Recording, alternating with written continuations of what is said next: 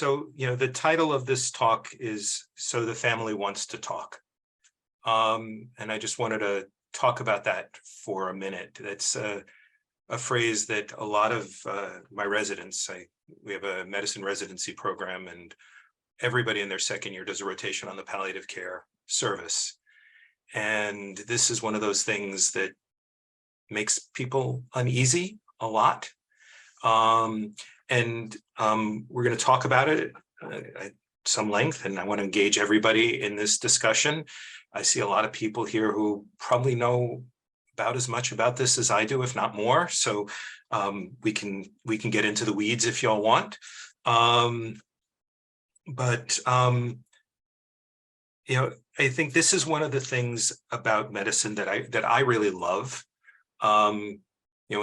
When Lou and Amanda asked me to write a bio sketch, I specifically wanted to include my residency program here because although I practiced palliative care, I never did a palliative medicine fellowship. I was able to get board certified through the clinical pathway, once upon a time called being grandfathered, but I don't feel old enough to be a grandfather yet. I'm working on getting the kids married. So Yenta, yes, grandfather, no. But I did my training in the primary care program at NYU Bellevue, and the focus of that program is really a core curriculum in psychosocial medicine, which is all about how to engage with patients, as Zorba the Greek would call it, in the full catastrophe, right? The whole biopsychosocial setting. And I don't think I would be half as good a physician now if I hadn't had that background, and a lot of what I use in palliative care comes from there. I have some sources I'll point you to for things that have helped me over the years, in addition to that training, but that's what I frequently draw on. And I just wanted to acknowledge that here because, you never know what you're going to keep after so many years. And that's something that I really have kept. So I said I was going to talk about, when I wrote the description for what this workshop was going to be, the things I promised to the people who read this before they registered, those who didn't register just because they're, being kind to me and they're friends of mine and showing up for support. And that's great. I appreciate that. But what I promised to talk about was scenarios involving talking about serious illness and with patients and families and the different situations, patients with capacity to make decisions, patients who don't have capacity but do have advanced directives, patients who don't have capacity and we don't know their advanced directives, patients without surrogate decision makers. And then I thought it was important to talk a little bit about the special cases where a patient has a guardian or a patient who has is under supervision of the Office of Persons with Developmental Disability, because it's justifiably complicated.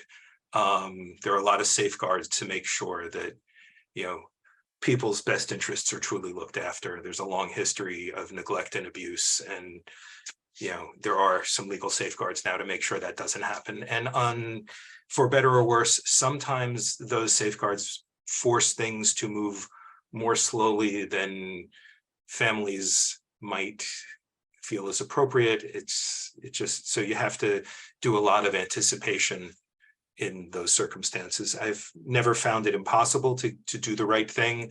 It just sometimes requires more diligence and more follow-up and more paperwork. We'll talk a little bit more about that at the end. So that's the beginning. I just wanted to pause for a moment and say, what are your reactions when you hear that phrase? So the family wants to talk.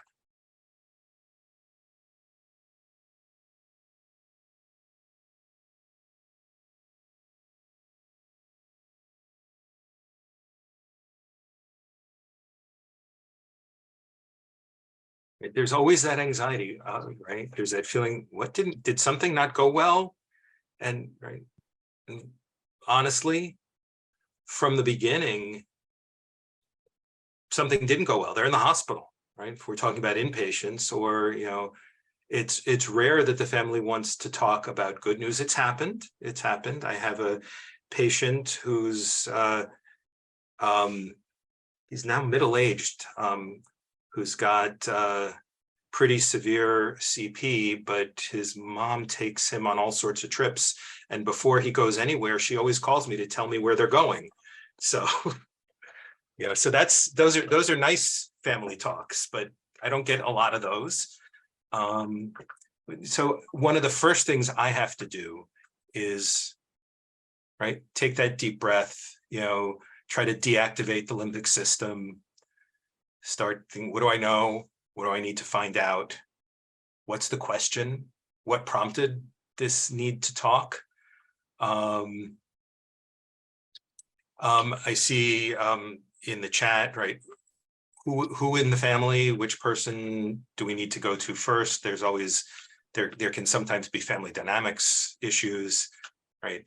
Sometimes the question is which family. I've had a few patients where the family had broken down into what could only be described as warring factions. And one might wish in a case like that there was some legally designated decision maker, but of course there wasn't. And, one of the great joys of the Family Healthcare Decision Act, as much help as it gives us, it divides surrogate decision makers into tranches of authority, but there are no tiebreakers, right? Adult children may be, the second level of decision maker after spouse and domestic partner, but there's no such thing as primogeniture, right? Oldest doesn't speak for everybody, and there's a lot of work to build consensus, and sometimes you just can't. So my first thing is dealing with that anxiety of, all right, I feel like I'm going to be on the spot for something. What am I going to be on the spot for? As the palliative care specialist, I have the luxury of asking the primary physician, the primary team, all right, why are you calling me? What help are you looking for? My other hat is associate program director, and sometime supervising attending for the residents. I'm sometimes, the residents call, they want to talk to the attending, or the nurse calls and says, the resident was just in there and asked me to call you. So sometimes it's a less differentiated consult. And so, Tina, your question, one or more powers of attorney. So when things get really messy, that's, if I have to get legal, I go to lawyers. But the simple rule is the most recent healthcare power of attorney is the one we honor. But that can get messy sometimes too, and, I've had cases where there were two healthcare proxy forms naming different people, and not one, but both were completed incorrectly. But both bore the patient's signature. So, how much weight do you put on that? What's the tiebreaker? Sometimes there's, one of the other hats I wear at the hospital is I'm the chair, one of the co-chairs of the ethics committee. And so sometimes I punt and say, call the ethics committee. And that isn't really a punt, because the way we do, when we have a formal consult, it involves at least 3 members of the committee, including at least one physician and at least one non-physician member of the committee. So people end up feeling more heard that way, and we can take some of the opposition out of the situation if we have to. But often figuring out who to talk to is really the challenge. When I'm asked to go talk to the family, and the family and the patient are all there together, those are usually easy ones, right? It's often informational. It's often distress at hearing bad news.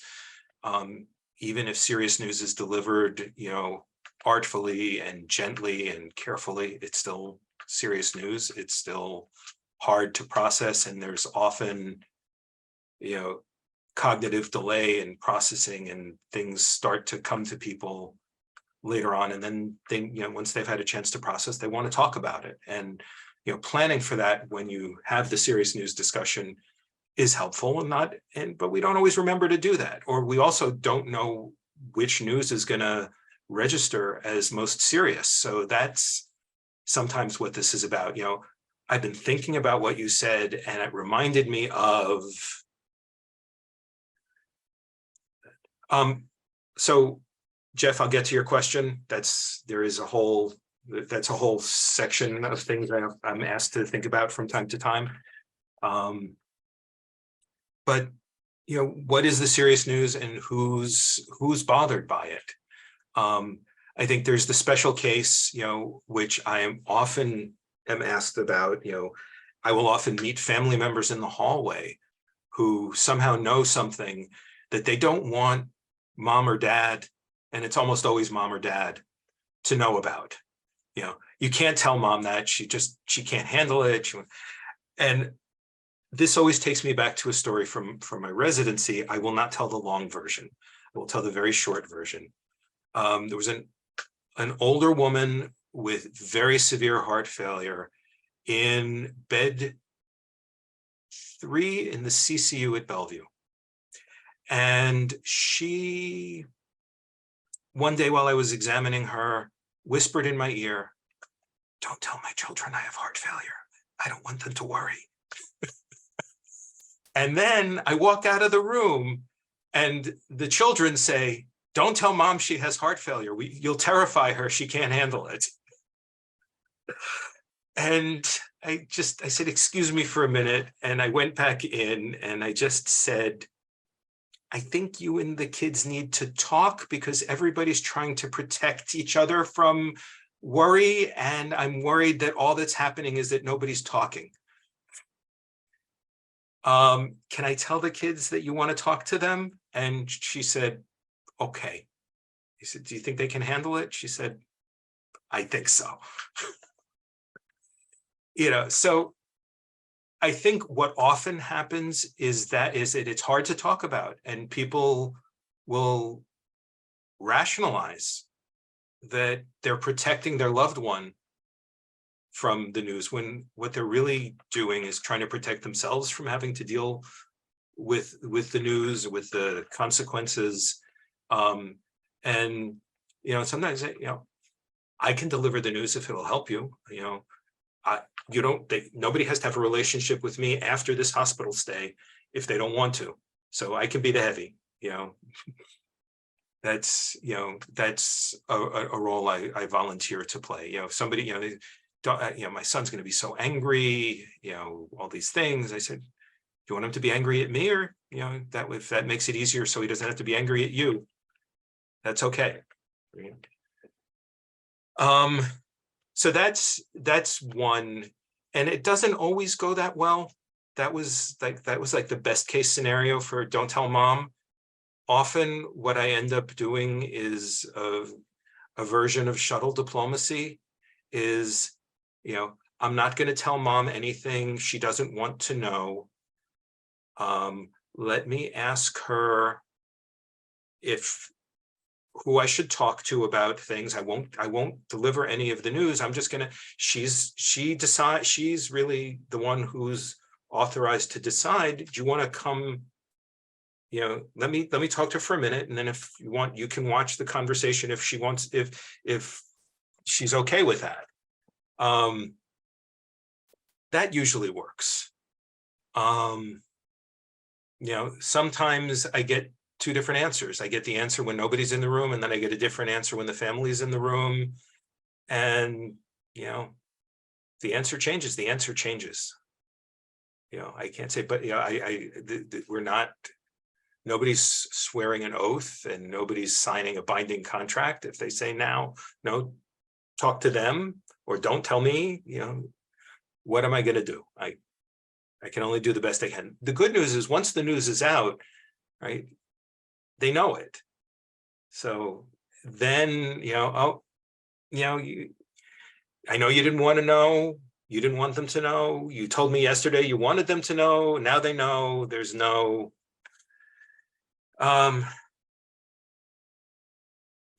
dementia. Thank you, Tina. That can be a challenge. the more cognitively impaired someone is, the more challenging it is. Capacity, those sort of in the moment when you're making the decision, do I present something briefly and then that's it? I think the more I worry that a decision isn't really stable, the more likely I am to sort of check back in before I trust what the patient, but if the patient gives the same answer on a couple of occasions, even if in between they don't remember, well, they're showing me there's something about them that they're showing me. It may not last, but it's a consistent representation of who they are. So, I don't like to go down the road of not trusting people at all. But, the more cognitively impaired someone is, the more these decisions need to be made with, if not by the family, certainly with the family or whatever other supports the patient has identified. I think the biggest challenge for me are for patients who lack capacity. There are two challenges. One is when the patient has a living will and the family is uncomfortable with it.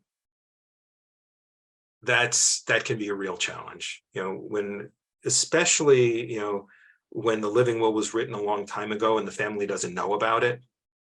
So one of the things I try to work with people is, if you're going to bother to write things down, please, please, please let your family know what you're thinking and know what you care about.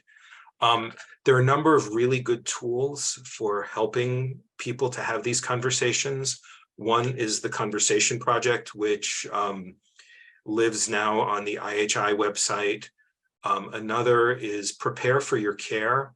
And I really like Prepare for Your Care because the educational materials, there are videos, they're in multiple languages. The actors and the written materials use people from various cultural and ethnic backgrounds. So it's not just a bunch of people who look like me talking about stuff. And it's available in multiple languages. And there are forms that are tailored to the advanced directive laws in multiple states. So the New York form, helps you to answer some questions about how you want to be taken care of if you have serious illness, and also helps you complete a document properly it is a legally appropriate healthcare proxy form with the appropriate witnesses and everything. And in states where a notary is required, it indicates that a notary is required. But each state has its own form. You can fill out the form online, or you can print it out in a workbook format and fill it out. Stanford, for a long time, I haven't checked recently, had a whole bunch of letters to my doctor and letters to my family as a sort of structured way to record your preferences and values. So those are some of the tools that are out there. There's 5 Wishes form. There's also, there's a MOLST form, and the MOLST form is a set of orders. It doesn't really it's not a very useful advanced directive because it's very binary. And, for patients who have very advanced illness and know what they do and don't want about the interventions that are listed on a MOLST form, it's appropriate. But a MOLST form, to use a MOLST form as a way to illustrate what your preferences and values are, that's problematic. So that shouldn't be the only form you fill out.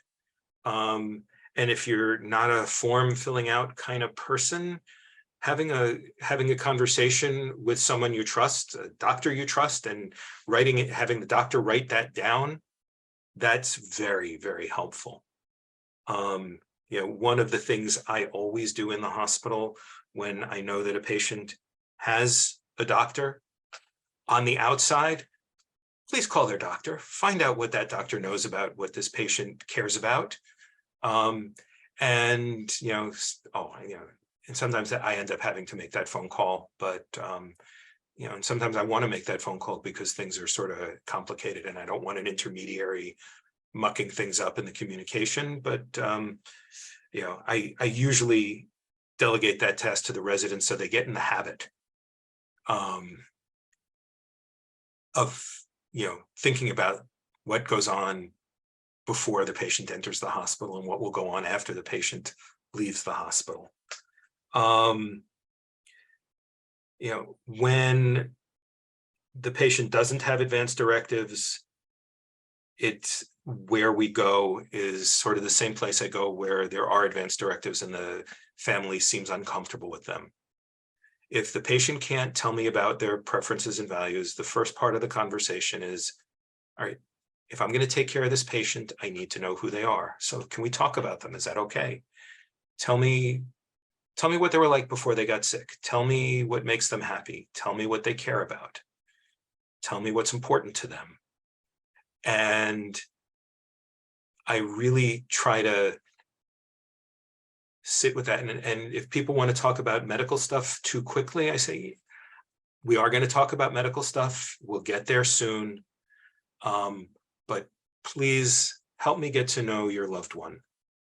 And it can be so much fun to get to know somebody, even secondhand. And what's great about these conversations is if you get people talking, they start to recover all kinds of joyful moments, things that the storm of the current illness have sort of covered over or pushed away. And, they can sort of bring back a lot of joyful memories. And I find that really helpful. It's really helpful for them because it reminds them of the whole person. One of the things that often happens is people go to now, especially people go to their phones. Here's a picture of my mom last year. This was at my birthday party. This was at, mom and dad's anniversary party. They were together 55 years, and just sort of recovering that helps them then, what I'm asking them to do is to make decisions in the patient's place, not for them to make a choice, but to choose what the patient would choose, and really helping them reimagine their loved one helps them to step more comfortably into that decision-making role and to feel more like they are making decisions for their loved one rather than inflicting choices upon their loved one. I have talked continuously now for almost 25 minutes. I'm going to take a pause. I need to take a breath. You all need to soak some stuff in, and I want to give people a chance to process and to ask questions.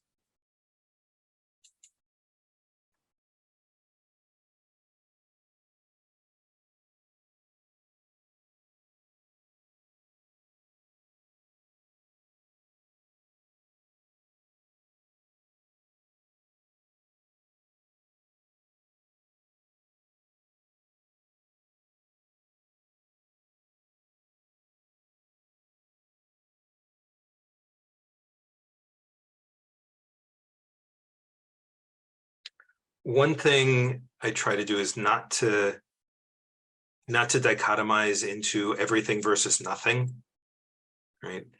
There's always something that can be done. What we're trying to figure out is what mom would want us to do. And I find often that problematic family member often is stuck in their own head, in their own perspective, in their own relationship. And it's not so much about what mom would want. And I don't do too much. I try not to call people out on that. Often I'll get that feeling that this is more about their stuff than it is about parent. So what I try to, I go with my first move is, this is really about, dad or mom. I hear you're struggling with this. I hear how painful this is.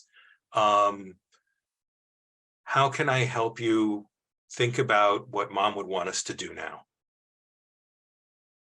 Yeah. That's a good tip. Thank you. Yeah. And sometimes, the other thing that I try to get away from is getting invested in the outcome, right?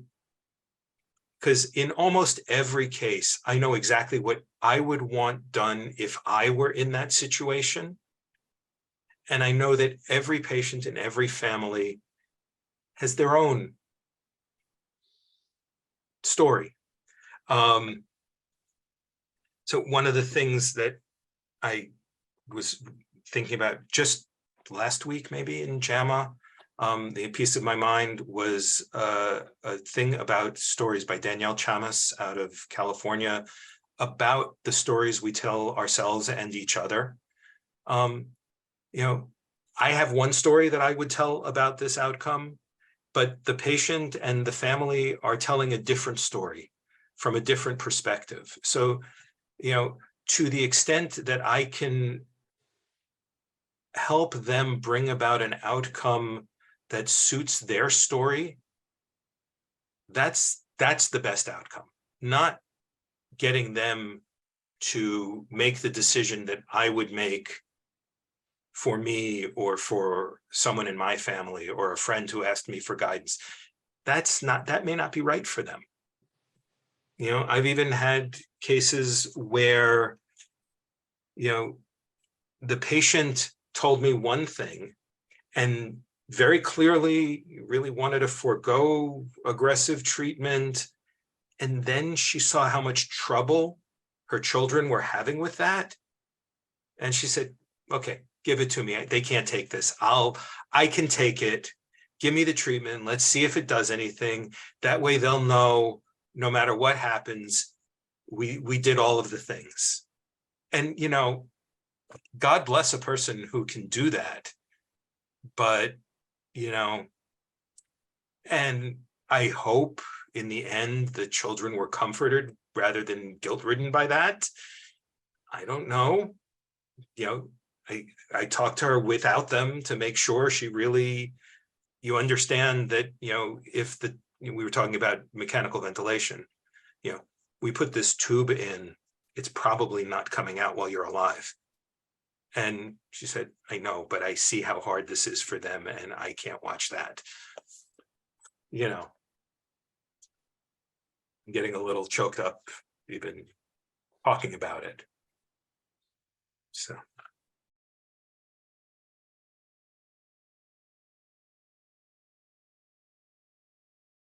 I'll be honest, I haven't really sort of paid attention to things by generation, and I'm not sure it breaks down by generation. I think it's more about what sort of relationships people have had with their parents and what sort of relationships they and their parents have had with the healthcare system. I think, younger people are much more likely to have had frustrating and unpleasant interactions with the healthcare system, and the level of mistrust has never been higher. And, I can't blame all of that on COVID and misinformation. I blame in equal measure every shareholder-owned health insurance company and every pharmacy benefit manager, and every, pre-certification, prior authorization drone who's made it difficult to get necessary medical care. But I find that people often have a level of mistrust and aren't sure who we're working for. And, that historically, that was always one of the things that I worried about with just in palliative care. Oh, you're just here to talk us out of doing this because it's so expensive. And, it's like, that's certainly the furthest thing from what I care about, right? I was born a generation too late to be a red diaper baby, but I was probably the last one. So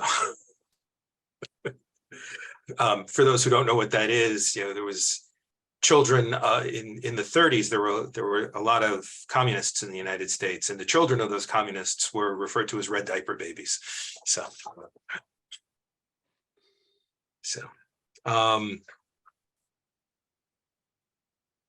where was I going? This is the problem of doing things without a lot of notes. I talk myself into a corner.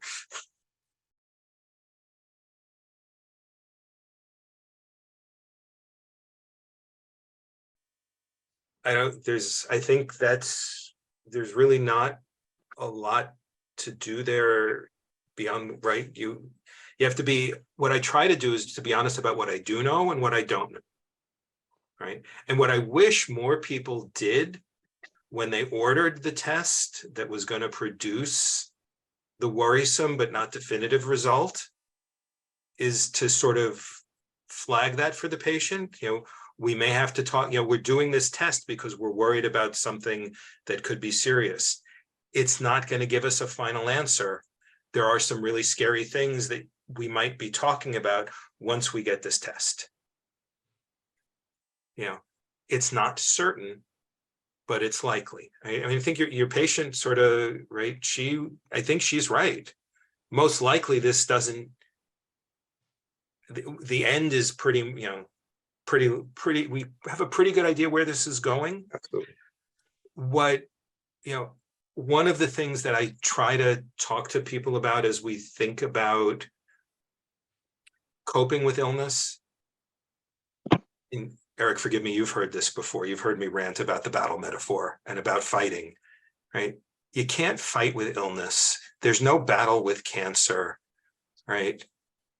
That turns you, as soon as the disease progresses, you become a loser, right? And who wants to walk around like this? No, but it's a bad metaphor. It's not really helpful, right? And especially if we're talking about life and death, right? As once upon a time, John Maynard Keynes, now mind you, he was criticizing people who were using excessively long terms of analysis to discredit things. In the long run, we are all dead, right? So that's, on the one hand, yeah, we know where everybody ends up. It's not about that. It's what's the road we're going to travel? What country are we going to pass through as we get to the inevitable destination? And Eric, your patient may know where she's ending up. That bus may end in Sausalito, no matter what route it takes, but there are lots of different roads to travel. Some of those roads go through, adenocarcinoma. Some of those roads go through, neuroendocrine. Some of those roads go through cholangiocarcinoma. And, there's that tiny little, it's not even really on the map, honking big abscess that nobody, that deflates as soon as we stick a needle in it. But we don't know which road we're on, even though we have a sense for what county we're headed toward. And I think, I try to avoid undue certainty, but I also try to avoid undue optimism. I think one of the real challenges, one of the things we know, and if I were more prepared for this, I could show you the data. Patients hear everything with an optimistic bias. So no matter what we say, they skew it more optimistic. And that would be a problem. And it's compounded by the fact that we don't want to hurt and frighten people. So we tend to portray more optimistically than we think something is. So if you ask a bunch of physicians to estimate a likelihood of a bad outcome, we'll give you one number. And then if you listen to how we talk to patients about the likelihood of that bad outcome, it doesn't sound nearly as bad as what we wrote down. And then the patient compounds that by skewing our overly optimistic portrayal of the likelihood more optimistically. So I don't go in, let me pull up the hood, let me sharpen the scythe, and I don't put on the Grim Reaper costume, but sometimes I have to be a little bit more blunt because I don't want them to overhope and to make difficult and uncomfortable choices in the hope of achieving something that's not really likely. And every once in a while, when I walk into a room and I start to talk about how sick someone is, you see this sort of thought over somebody's head. They almost visibly relax. Oh my God, I thought I was the only one who thought they were that sick. Sometimes just having that reality of somebody's serious illness acknowledged is what people need, because if the doctors aren't talking about it clearly enough, the patient's not talking about it because they don't want to upset the family, and the family doesn't want to upset the patient. Everybody's aware of what's going on and nobody's talking about it. And there's no place to put the stuff. So the stuff just accumulates. And I think that can be really the biggest problem. And one of the things that I think it's often most important that I can offer is to say, yes, things really are serious, and there's still a lot we can do. And it's that part is where I hope that people can find hope, because there are still choices that can be made. There are still options to be had. We can still honor your values, right? The plane's going to land, where the plane is going to land, but it may fly for a while longer. We can avoid some turbulence, or we can choose to fly through the storm if that's, what's most important to you.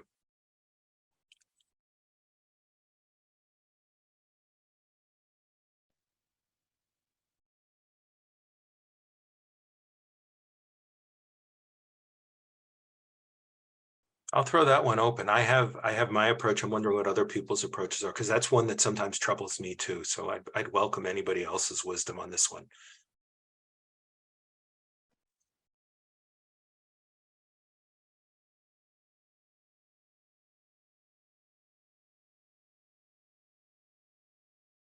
Yeah, no, I think that trying to help support people's agency as much as possible, as much as they want, is important. I will say that when patients really lack capacity, especially, when they're not really able to communicate, but I'm worried that they can still hear, I'm very likely to suggest that we go outside the room, because, we know that hearing can be preserved for a long time. And I may not think that they have much cognition, but what the hell do I know? And, in those circumstances, I think it's often better, and families often ask that we not talk in front of the patient under those circumstances. I think that makes a lot of sense.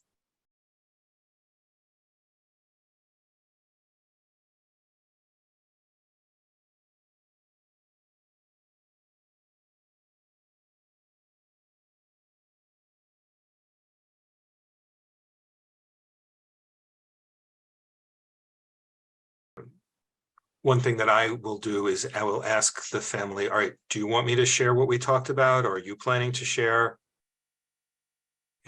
So that the idea of including the patient in the conversation definitely happens, but I give them the option of taking responsibility for that. And sometimes they just need to be reminded that they need to bring, their loved one back into the loop.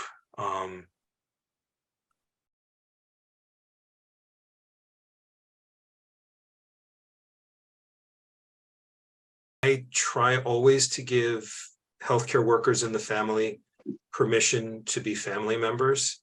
I will say, I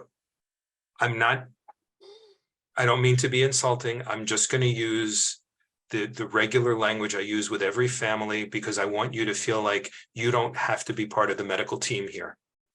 You're the daughter, you're the son, you're the niece, you're the nephew. You are not part of the medical team. Yes, you're a respiratory therapist. Yes, you're a physical therapist. Yes, you're a nurse. Yes, you're a doctor. And in this case, you are part of the family. I am going to treat you like a member of the family. I am not going to ask you to carry water for my team. That's not your job here. And if your family has questions and it's too hard for you to answer them, send them to me. You don't have to explain things. It's okay to say, mom or dad or Uncle Tom has doctors to do that. I'm part of the family. I'm not part of the explaining team. I really want to give people that permission to step back from that, because what I worry about is, that lingering feeling of guilt that they influenced things in a way that might not have been what the patient or other members of the family would have wanted. And I don't want them to have any doubt which side they were on. I want whatever happened, if they need to be angry at somebody, they don't have to be angry at themselves. They can be angry at me and anybody on my team.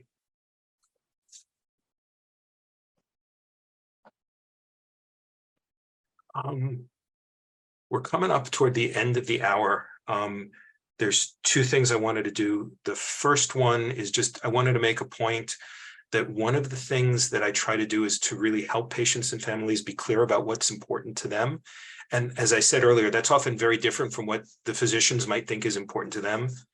And often patients make choices we don't really understand. And what I try to help the clinical team feel comfortable with is that the patient and the family have made the choice that's right for them, even if it's care that we think is too aggressive, or if they feel like the family has given up too soon. That's not our choice. That's their story, the way they think it needs to be told. And, we can't impose our story upon it, or we do so with, at great risk. So that's just one thing is, if you're really guiding people to make the choices that are most appropriate for them, it may not always seem so appropriate to you. And sometimes I have a harder time being okay with that, but ultimately, if I believe they're making a choice that really is part of their story, that's the best we can do, even if it's not the outcome I would choose for myself. So the other thing when people have no surrogates at all, that's really hard. You often end up leaning on ethics committees to make decisions about life-sustaining therapy. One thing I would say is, don't be too quick to say that somebody has nobody. Just because they came from a nursing home and there's no next of kin. Well, first, I've had plenty of people who, quote unquote, came from a nursing home who were sent there from another hospital 2 weeks earlier. And if you go back to the other place that they were, there's all sorts of information that just sort of fell off the wagon. I've also been able to connect people, call the super at their building, the super knows somebody, or sometimes the super knows what they want, to do some more digging. I even had a patient who seemingly lacked capacity, but kept talking about, I wish I could remember the name of it, but one of the nurses I was working with recognized it as the name of a shelter on Randall's Island. And we called the shelter on Randall's Island, and lo and behold, they had some contact information for this guy. So, just because somebody says, oh, this guy doesn't have anybody, don't be so sure they don't have anybody. Plenty of them don't have anybody, and then we are sort of all working as a bunch of clinicians trying to do the best thing we can figure out under the circumstances. But sometimes there is somebody, we just haven't found them yet. So that's all I'm going to say about that. And then, when you're dealing with guardians, this can be tricky. Always get the paperwork, always see what authority the guardian has. In New York State, many guardians don't have authority to make decisions about withholding or withdrawing life-sustaining treatment. And if the guardianship was mostly done for financial reasons and there's still family around, sometimes you can then work with the family to figure out what judgment the patient would make. And then usually what I'll say is, if the family makes a decision, the guardian can assent, right? Or oppose it, I guess, and say, that's not. But sometimes the guardian just doesn't have the authority, and all right, so we're functionally dealing with somebody who doesn't have a decision maker. And again, then we use the whole ethics process and present that decision to the guardian, who will usually assent, right, even though they can't consent. So that's what I will do in those circumstances. And all I will say is if you have a patient who's seriously ill and who's covered by any of the provisions of the office, of OPWDD, make sure you talk, if they're a resident of a group home, make sure you talk to their case manager at the group home. If they're in any kind of care program, make sure you know who's supervising their care. There are different classes of people. There are still some Willowbrook residents who have a different level of protections, and it can be tricky paperwork, and it's really important to do it right, to respect the patient's rights, to do things right, but also not to let the paperwork get in the way of saving people from needless care that can't improve their quality of life. You know, we want to protect them from the indignity of neglect, but we also want to protect them from the indignity of, needless suffering at the end of life. So you just sort of have to get on your game a little sooner in those cases, because there's a number of levels of review that you have to go through. And I'm going to stop there because I'm over time. And I just want to thank everybody for showing up. I hope this was useful.